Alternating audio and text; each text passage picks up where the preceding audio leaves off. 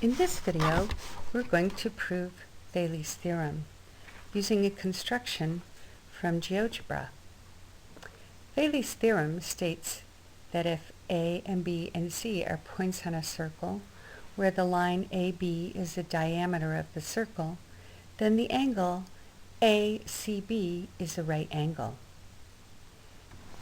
So we're going to use a couple of facts to prove this conjecture, to prove this theorem, and those facts are that the sum of the angles in any triangle is equal to 180 degrees, and that the definition of an isosceles triangle is that an isosceles triangle has two congruent sides, and that its base angles are also congruent. Now let's take a look at our construction.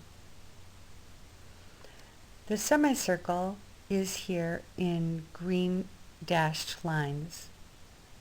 The line C, the angle C, which contains the right angle, can be slid along the semicircle, and we see that it's not obvious that it is a right angle, that it changes as we slide it along the line. It changes its appearance.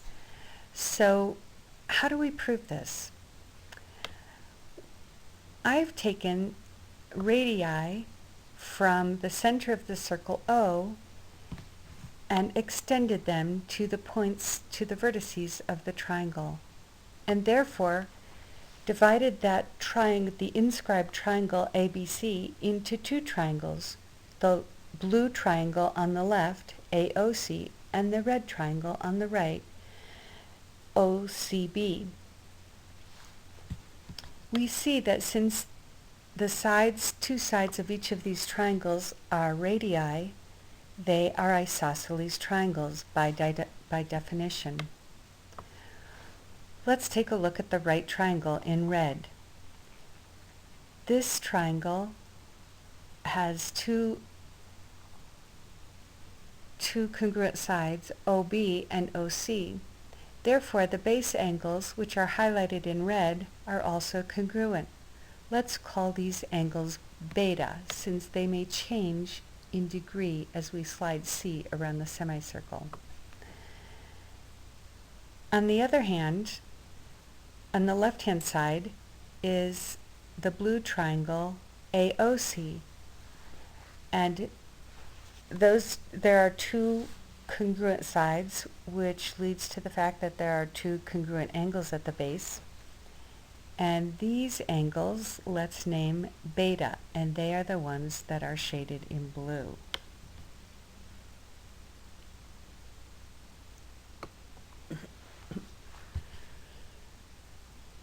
Now we can say to ourselves, we know that this angle alpha plus the angle beta plus the two angles alpha and beta at C would equal 180 degrees, because they are parts of the larger inscribed triangle ABC.